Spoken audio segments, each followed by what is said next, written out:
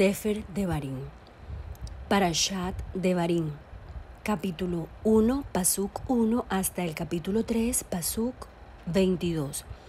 Esta Parashat no tiene comentario en el Zohar, al igual que Masé, la anterior Parashat que abordamos. Quedan como ocultas en este periodo de juicio. Este último libro de la Torá, Devarim, del que resulta el nombre, de hecho, de su primera Parashat, de la Torá realmente es la Parashá número 44, significa palabras o cosas.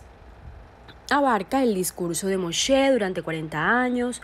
Él sabía que no ingresaría a la tierra prometida, se despidió del pueblo y le advirtió que podrían venirles, si se alejaban de Hashem, muchísimas cosas. Él fallece a los 120 años. Este Sefer consta de 3 partes. La primera, el sermón y las advertencias que Moshe imparte a Israel antes de separarse de ellos. La segunda parte es la repetición y explicación ante la nueva generación de los preceptos de las mitzvot dictados por Dios que Moshe ya había transmitido a la generación anterior durante la travesía por el desierto. Y la tercera parte de la enseñanza e instrucción de otras nuevas ordenanzas que Hashem le dio a Moshe en el monte Sinai. Por eso este Sefer, libro, se denomina también Mishne Torah, porque significa la repetición de la Torah. El Midrash compara la palabra Devarim, palabras, con la palabra Débora, que tienen letras como compartidas, ¿sí? Débora quiere decir abeja, ya que las palabras pueden ser como las abejas, como el aguijón de la abeja.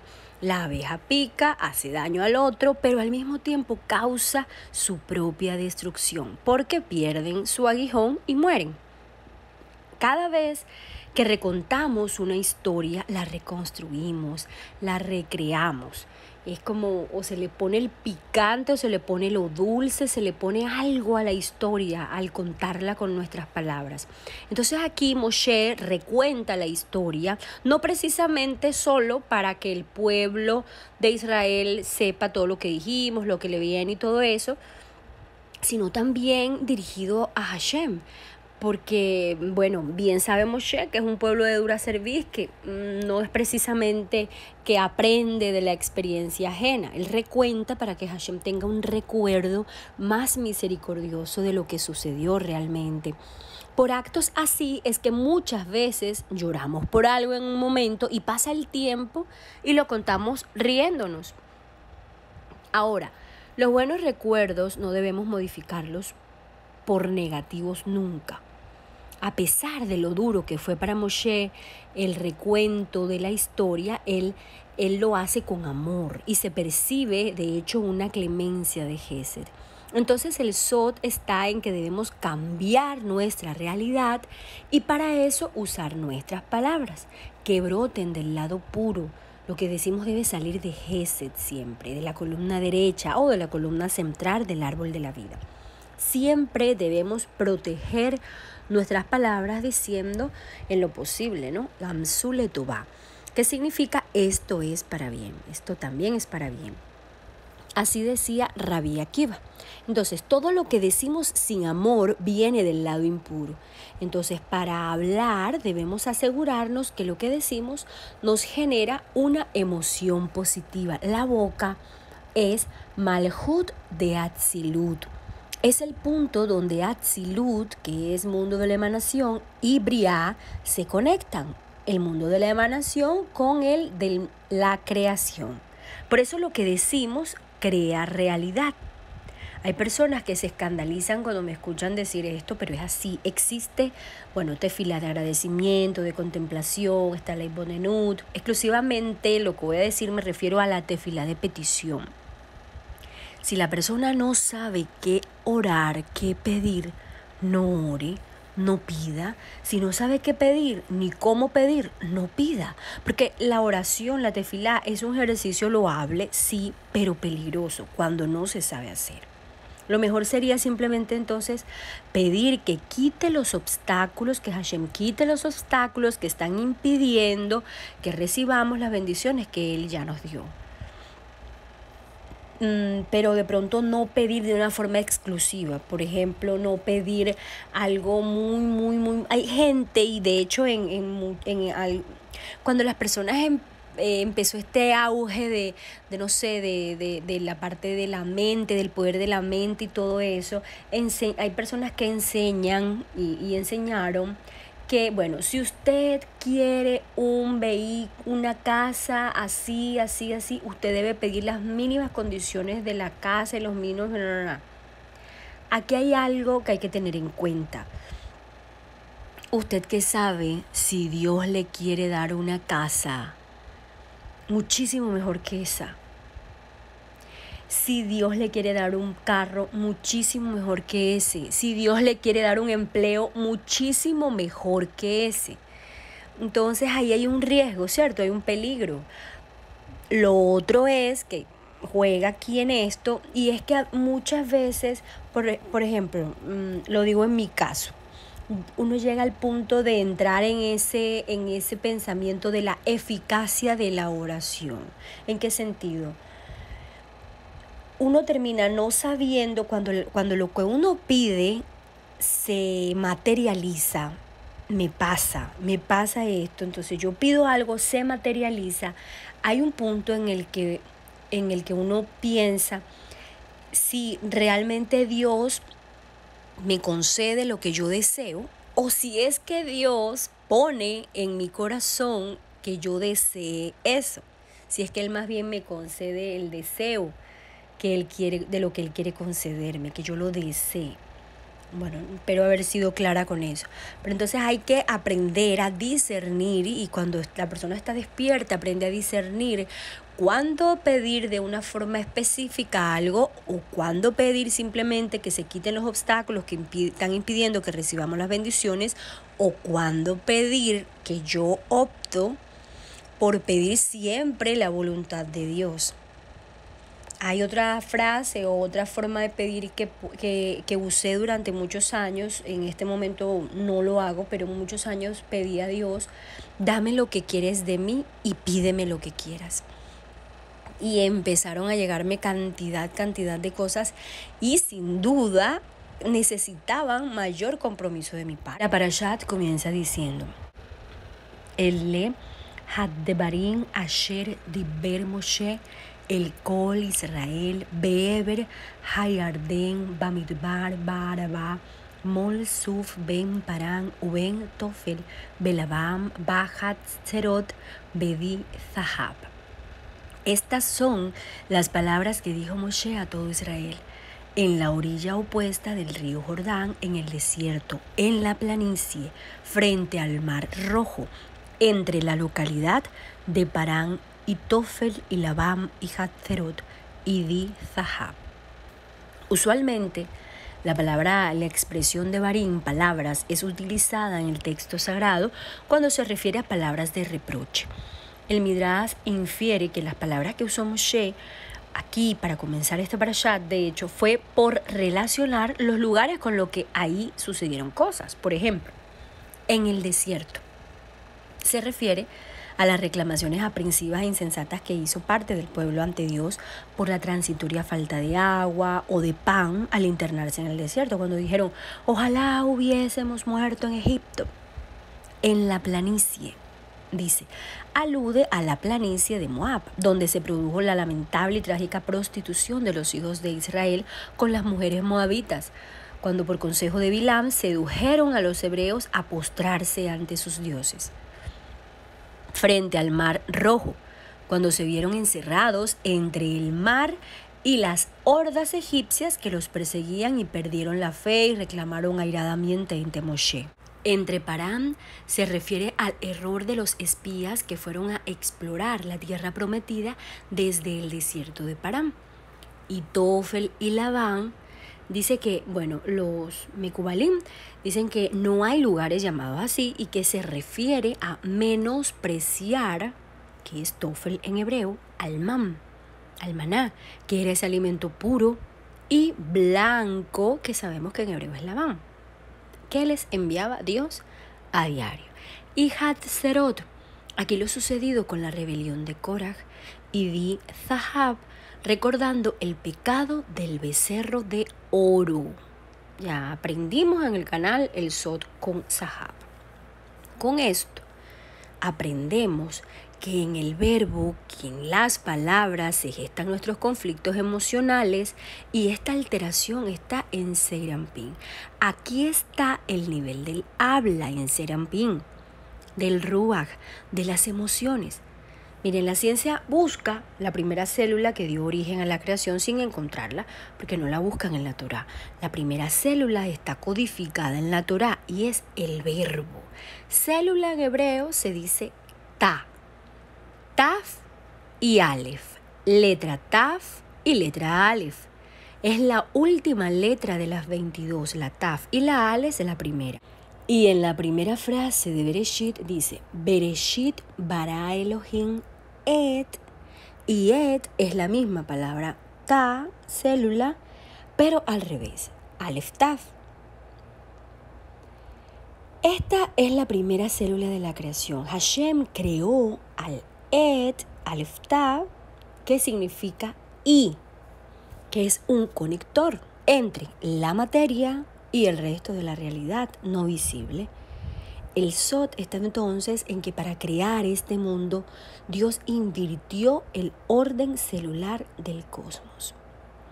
Cuando en el Pasuk 3 dice, y fue en el año 40 de la travesía que les dijo Moshe a los hijos de Israel todo lo que Dios le ordenó decirles, a nivel Sod se refiere al cómo se debe corregir al prójimo, ya que aunque es un deber reprender a alguien que actúa de la forma equivocada, es necesario no herir al corregir a esa persona. La reprensión debe ser cordial y en lo posible disimulada. Que la persona por sí misma llegue a ese mérito, a ese entender. Así como es obligatorio corregir a alguien cuando se sabe que éste lo va a escuchar, es también obligatorio no corregir al que se sabe que no va a escuchar. En el Pasuk 12 dice, pero ¿cómo podré cargar yo? La expresión cómo es un signo recordatorio al cómo comienza Megilat de Lamentaciones, que se recita en Tisha B'Av y que coincide con esta parashat de forma previa. Los sodot relacionados con esta palabra se relacionan en el video secretos sodot de Lamentaciones. En el Pasuk 16 dice, escuchad lo que hay entre vuestros hermanos, es decir, lo que no dicen, lo que están en beligerancia o en contienda. Esa es la función de un juez. Sacudir las palabras de las personas que están en conflicto, no escucharlas de forma literal, sino lo que están diciendo entre líneas, entre labios. Por ejemplo, no sé, una esposa y un esposo discutiendo y el uno le reclama al otro algo y muy probablemente detrás de esas palabras de reclamo lo que hay es una necesidad de un quiéreme, necesito atención. A eso se refiere esta parte. Dice, y juzgarán con equidad, la justicia debe ser justa, ecuánime, y si no lo es, por supuesto es injusticia. En el Pasuk 17 dice, no hagáis preferencias en el juicio. Literalmente está escrito, no reconozcan caras en el juicio. Esto quiere decir que no piense el juez, por ejemplo, a este señor lo conozco, no puede ser cierto lo que alega aquel de este, sí. Como el juez debe, ante una situación así, no reconocer caras, no pensar este es mi hijo, ya cuando aquí hablo es de una simple discusión, no solamente de situaciones de juicio o legales, sino en una situación en una casa. La persona que se supone que va a emitir un juicio, el padre o la madre, pues no pensar este es mi hijo y aquel es del vecino, sino ser objetivos en la situación. Dice, tanto al chico como al grande debéis escuchar. No solamente se refiere aquí a las edades. Es decir, no solamente están diciendo escuche al niño y escuche al anciano, no. Sino a las contiendas. Por más pequeñas que sea una contienda y alguien recurre a la persona para que la escuche, pues debe escucharla. A veces los padres, por ejemplo, no le dan importancia a las discusiones entre hermanos. Las ven como pequeñas y le restan importancia sin saber que en esas pequeñas discusiones pueden gestarse malos sentimientos entre hermanos o de los hijos frente a los padres, a los que pueden llegar a catalogar como mi papá es injusto, mi mamá es injusta. Se ve mucho entre hermanos porque hay familias donde hay dos hermanos.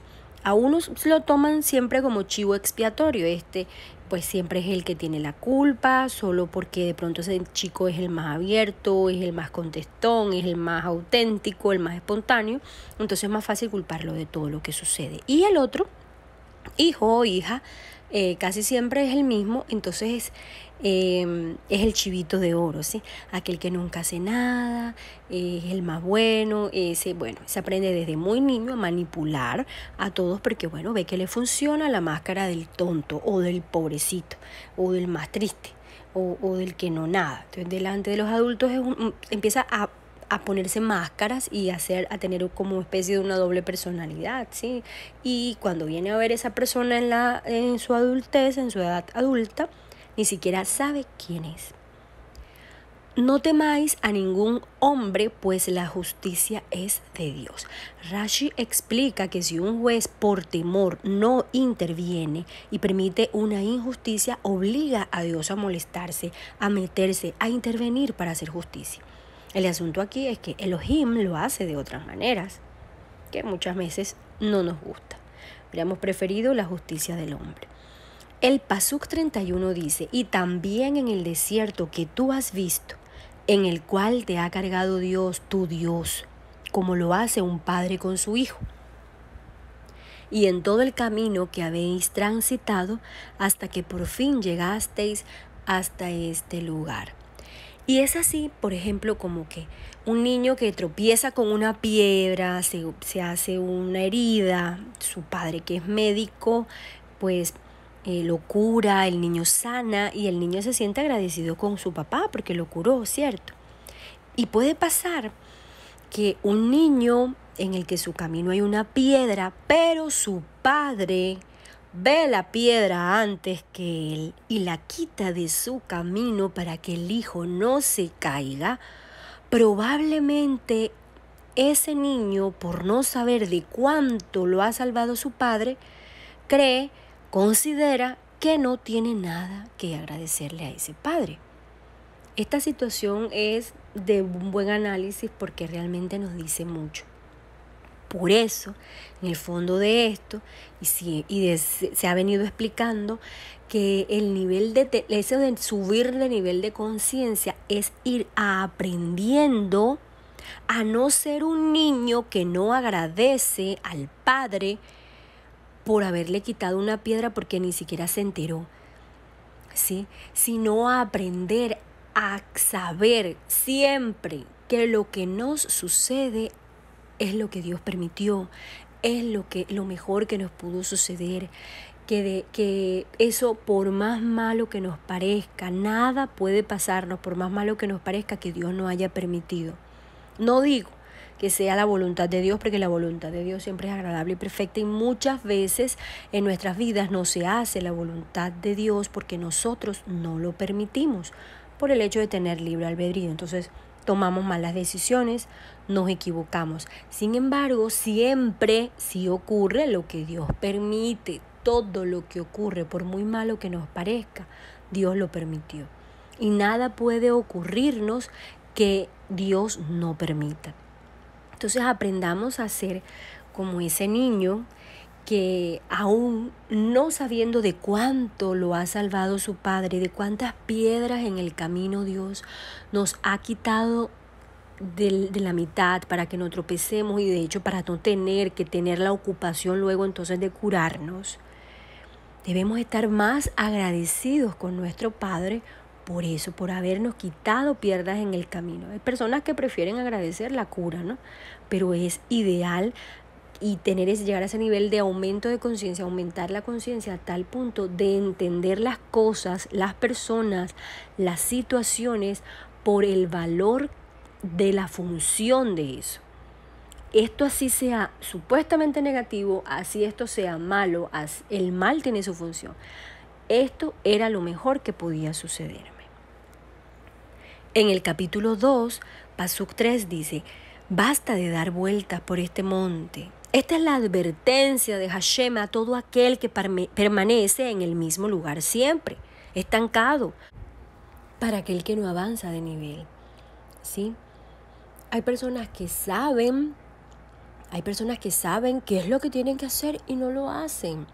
Y les resulta muy fácil culpar a la otra persona, culpar a las demás personas, quejarse, pero no actuar. Es como relacionado a lo que dice ahí, que es obligatorio además no corregir al que uno sabe que no lo va a escuchar. El que está abierto a un cambio, el que está abierto al autoconocimiento y entender que su vida y su cambio y la responsabilidad de su camino está en sí mismo y no en el otro, no en su pareja, no en sus hijos, no en sus padres, no en sus compañeros de trabajo, a esa persona se le puede decir algo, ¿sí? Se puede corregir, pero el que no está dispuesto a autoconocerse, no hay mal, el peor mal es no ver el mal en lo que se hace, ¿sí? Entonces, por eso decíamos anteriormente, es obligatorio no corregir al que sabemos que no va a escuchar. Y es que realmente no existe eso de que la persona no sepa que está haciendo un mal o no sepa lo que sabe. Hay un ejemplo de algo con relación a esto y es que una persona le dice al otro, oye, mira, tienes un banano en la oreja. Y lo obvio no escuchaba, ¿no? Entonces le insiste hasta que le toca al hombro y le dice, mira, que tienes un banano en la oreja. El hombre se quita el banano en la oreja y le dice, ¿me puedes repetir lo que me estabas diciendo? Es que tengo un banano en la oreja. El que tiene un banano en la oreja sabe que tiene un banano en la oreja. Y el momento que quiera escuchar y que esté dispuesto a escuchar, se va a quitar el banano de la oreja. Entonces no tratemos todo el tiempo de cambiar a las otras personas. Muchas veces la persona no debe ni siquiera preguntarse e insistir en querer sacar agua del pozo, no, más bien pregúntase por qué, sabiendo que ese pozo no tiene agua, quiere sacar agua de ahí, pues vaya a buscar agua donde hay. No intente sacar agua de un pozo seco. Eso es pues lo más importante de todo esto, ¿no? Y yo considero que nos lleva más bien a una autorreflexión.